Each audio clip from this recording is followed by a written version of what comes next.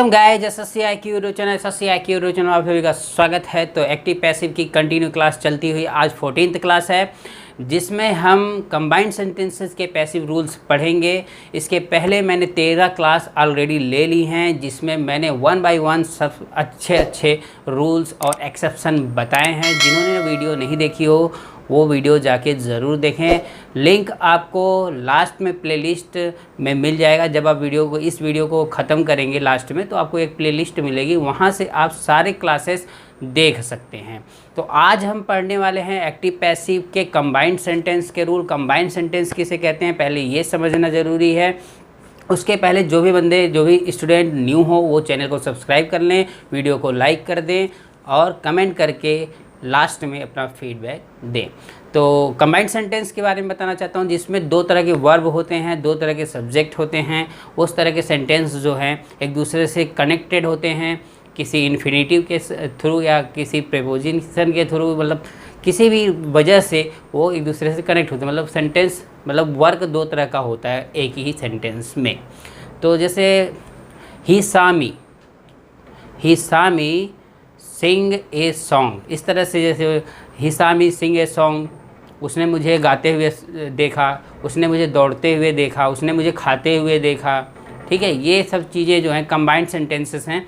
इनका जो पैसिव है वही मैं आज बताने वाला हूँ। तो ये स्टार्ट करते पे देखिए, मैंने दो एग्जांपल दे रखे हैं इसमें। ही सा मी सिंग ए सॉन्ग, ही सा मी उसने मुझे देखा, सिंग ए सॉन्ग गाते हुए देखा, उसने मुझे गाते हुए देखा। इसका पैसिव बनाना है आपको। तो सिंपल, कुछ ज़्यादा स्पेशल है नहीं, लेकिन आपको ये पहचानना पड़ेगा कि हमें थर्ड फॉर्म किसका बनाना पड़ेगा।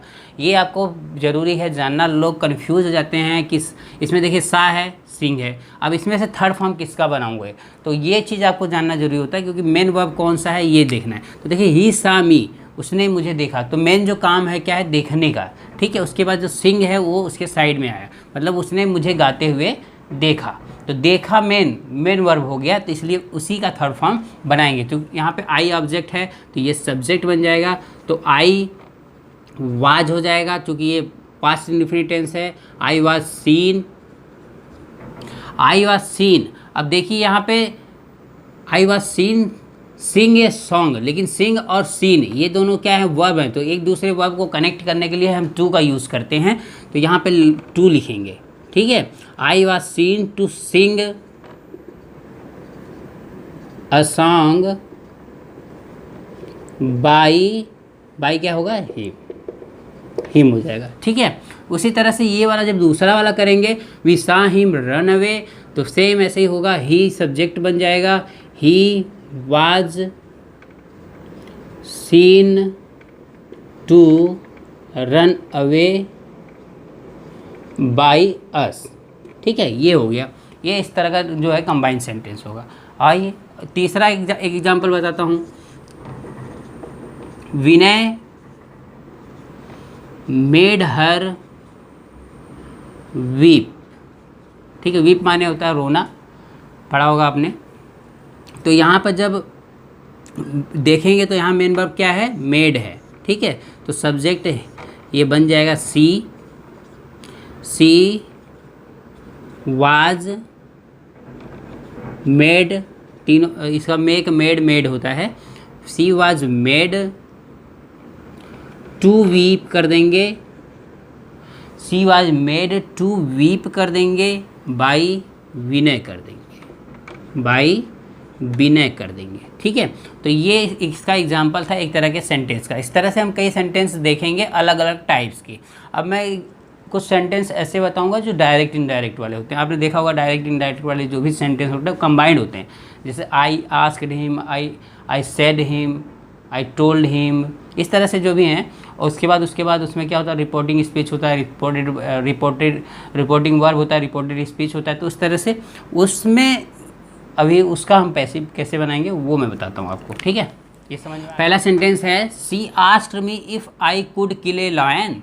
तो इसमें देखिए सेम है, पहला ही जो है ये पोर्शन है, इसको बोलते हैं रिपोर्टिंग वर्ब और ये बोलते हैं रिपोर्टेड स्पीच। तो ये जो रिपोर्टिंग वर्ब है यही मेन होता है। अब इसके हिसाब से हम देखेंगे, she asked me if I could kill lion.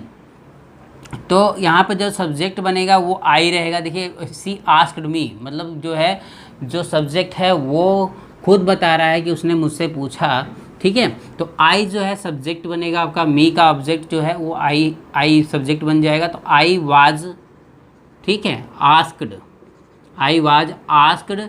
उसके बाद इफ़ सिंपली लगा दें, इफ़ लगा दें और उसके बाद कुड के लिए लाइन लिखेंगे। क्यों? क्योंकि आई को हम बार बार नहीं लिखेंगे। आई वाज आस्क्ड, अब आप खुद बता रहे हो अपने बारे में डायरेक्ट, ठीक है, वो इनडायरेक्ट था, ये डायरेक्ट पैसिव में बता रहे हो आप। I was asked if could kill a lion, ये है, ठीक है। तो ये इसका जो पैसिव है इस तरह से हो जाएगा। अभी ऐसे ही इसमें देख लीजिए, इसको कैसे करेंगे आप। तो सिंपल इसमें भी है, I was asked what my name was, ठीक है। ये भी सेम होगा, कुछ इसमें चेंजिंग नहीं है, सिंपल ही करना है। सिर्फ इसी पोर्शन को, जो ये वाला पोर्शन है यही चेंज हो रहा है आपका। यहाँ भी देखिए, यहाँ पे अभी चेंज हुआ, ठीक है। तो ये इसको आपको ऐसे ही बनाना है। तीसरा एग्जांपल देखिए, I asked the little girl why she was sad, ठीक है, why she was sad. I ask the little girl why she was sad. अब इसका जो पैसिव बनाएंगे उसको देखेंगे ध्यान से। यहाँ पे क्या सब्जेक्ट बनेगा? The little girl. तो the little girl was asked, ठीक है, the little girl was asked why she was sad. इसमें कोई चेंजिंग नहीं है, देख लीजिए ध्यान से। The little girl was asked why she was sad, ठीक है। तो इसका जो पैसिव बनाने का तरीका है यही है, ठीक है। तो ऐसे मैं टाइप्स बताते जा रहा हूँ, इसीलिए आपको ब्रेक करके देता हूँ 1 2 3। अभी इसके पहले जो बताया था उसमें भी 1 2 3 था। तो ये टाइप्स चेंज होते रहते हैं, ठीक है, सेंटेंस के मॉडल चेंज होते हैं, उसके हिसाब से ही आप नोट में लिखते जाना। टाइप 1, टाइप 2 इस तरह से भी लिख सकते हो आप, ठीक है। तो आइए नेक्स्ट एग्जाम्पल सेंटेंस देखें। इसमें क्या है, he asked Vinay to switch off the TV. ये देखिए यहाँ पे जो स्विच ऑफ द टीवी है, एक तरह से जब हम बोलते हैं स्विच ऑफ टीवी, सिर्फ स्विच ऑफ टीवी करके बोलते थे। अभी क्या है यहाँ पर पूरा डिटेल में, मतलब ही आस्क्ड विनय ये ऐड होके फिर टू लगा, इसके बाद स्विच ऑफ द टीवी आ गया। तो एक प्रकार से इम्परेटिव सेंटेंस है, उसको इस फॉर्म में लिख के अब इसका जो पैसिव बनाना है वो आप देखें। तो विनय सब्जेक्ट बन जाएगा, Vinay was asked to switch off the TV. Simple है, कुछ ज़्यादा इसमें वो नहीं है, ठीक है। अब यहाँ पे देखिए दूसरा सेंटेंस है, the doctor advised me to take medicine in time. तो डॉक्टर एडवाइज्ड मी, तो आई वाज, आई सब्जेक्ट बन गया, आई वाज एडवाइज्ड, ठीक है, I was advised to take medicine, to take medicine in time, ठीक है। ये हो गया आपका। सेंटेंसों में एक चीज़ देखें, यहाँ पर बाई का यूज नहीं कर रहे हैं हम। Vinay was asked to switch off the TV, इसमें भी the doctor advise me to take medicine in time. तो यहाँ पे हम एक समझ सकते हैं, अंडरस्टैंडिंग है कि I was advise to take medicine in time. अब वो डॉक्टर ने बोला है तो उसको बाई डॉक्टर नहीं लिख रहे हैं, ठीक है, वो हमारा एक फीलिंग आ जा रहा है, ठीक है। ये हो गया। उसके बाद सी, यहाँ पे एक सेंटेंस है, सी लेट मी गो। लेट का जो यूज है इस तरह से भी होता है, तो ऐसा नहीं है कि इसको हम उस तरह से बनाएंगे जो लेट बी वाला मैंने बताया था पैसिव रूल्स, उसके हिसाब से नहीं बनाना है, इसको सिंपली बनाना है। इसमें क्या है, लेट का यूज जो हुआ है यहाँ पर, लेट अनुमति लेने के लिए, मतलब परमिशन लेने के लिए लेट का यूज किया गया है यहाँ पर, परमिशन के लिए, ठीक है। कि यहाँ पे अब सी लेट मी गो, उसने मुझे जाने की अनुमति दी, तो इस तरह से हो गया।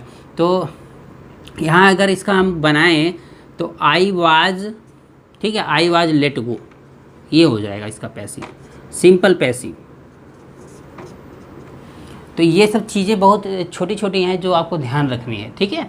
और अभी मैं कुछ और सेंटेंस बताता हूँ, इसमें कुछ और नहीं है। इसके बाद हम पैसिव को एक्टिव से पैसिव, फिर पैसिव से एक्टिव बदलना भी सीखेंगे इसी क्लास में। तो यहाँ पे देखें, अगला एग्जांपल देखें, मैं लिखा हूँ we believe that UP government is honest, ठीक है, हम विश्वास करते हैं कि यूपी गवर्नमेंट ईमानदार है। तो ठीक है, ये हो गया। इसका जब पैसिव बनाना है तो यहाँ पे सिंपल है, यूपी गवर्नमेंट ही आपका सब्जेक्ट बन के आएगा, ठीक है। We believe that UP government, तो यूपी गवर्नमेंट सब्जेक्ट बना देंगे आप, यूपी गवर्नमेंट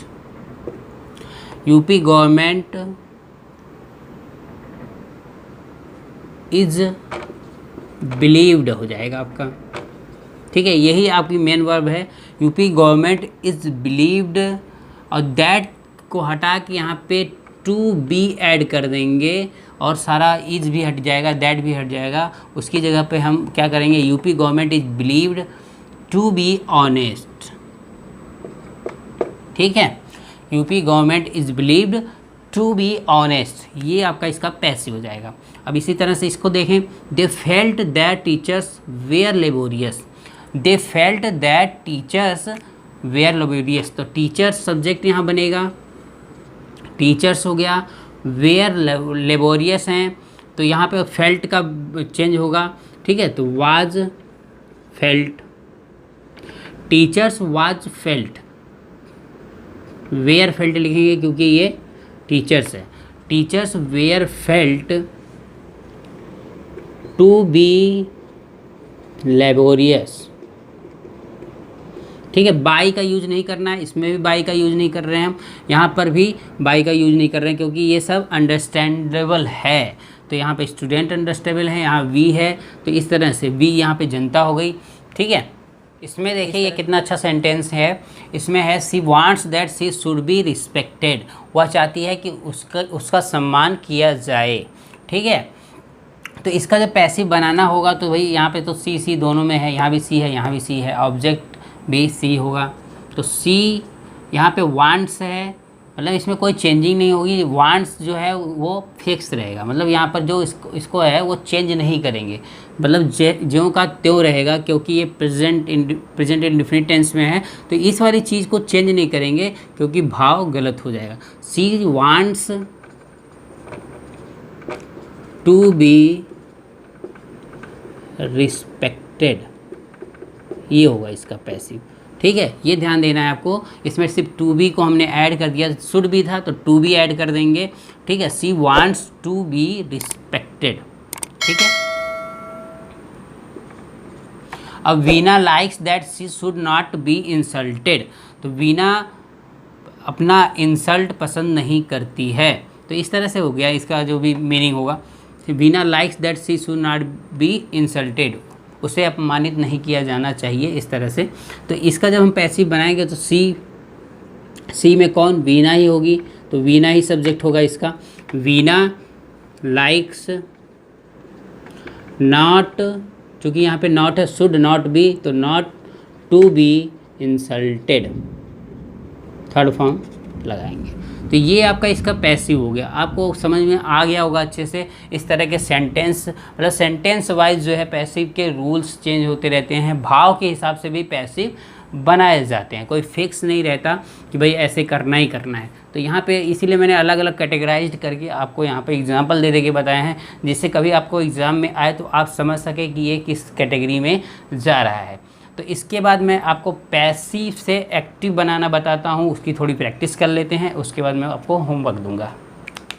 पैसिव से एक्टिव बनाने की क्या ज़रूरत है, इसका क्या फ़ायदा है? इसका यही फ़ायदा है कि अगर पैसिव से आपने एक्टिव बना लिया तो आप बहुत ही अच्छे से इसको समझ चुके हैं। उसी को टेस्ट करने के लिए हम ये करते हैं, जिससे दोनों साइड से आप सीख लोगे तो आपको जो उसकी अंडरस्टैंडिंग है वो बढ़ जाती है। तो यहाँ पर देख लीजिए, मैं पैसिव लिखूँगा, आपको एक्टिव बनाना है। A letter is written by me, ठीक है, ये हो गया। A letter is written by me। जब आप इसको पैसिव से एक्टिव बनाएंगे तो कैसे होगा वो बताना है आपको। मैं आपको 2-3 एग्जाम्पल ऐसे बता देता हूँ जिससे आपको समझ में आए। तो देखिए, a letter is written by me, तो यहाँ पे क्या होता है, जब भी पैसिव रहता है उसमें जो ऑब्जेक्ट है वही सब्जेक्ट बन के यहाँ पे लिखा जाता है। इसलिए यहाँ पर हम क्या करेंगे, जो लास्ट में है उसको सब्जेक्ट बनाएंगे, उल्टा करेंगे इसमें भी, आई, ठीक है। इज रिटन लिखा है तो मतलब इज एम आर कब लगाते हैं, थर्ड फॉर्म कब लगाते हैं, इनडेफिनिट टेंस में, तो यहाँ पे लिखेंगे I write, I write first form use करी जाती है, I write a letter, I write a letter, ये हो गया आपका इसका एक्टिव वॉइस, ठीक है। अब एक पैसिव और देखें,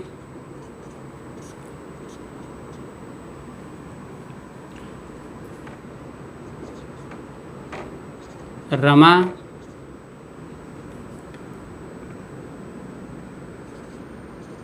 was being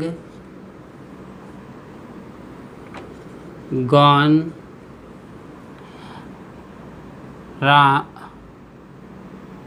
Rama was being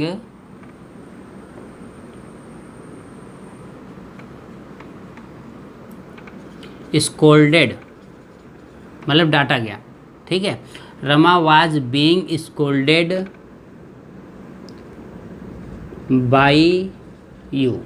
अब इसका जब हम पैसिव से एक्टिव बनाएंगे तो यू सब्जेक्ट बन जाएगा, तो यू लिखिए, यू आर, सॉरी आर नहीं, वेयर, यू वेयर, वाज है ना यहाँ पे, तो यू वेयर स्कोल्डिंग रमा, ठीक है।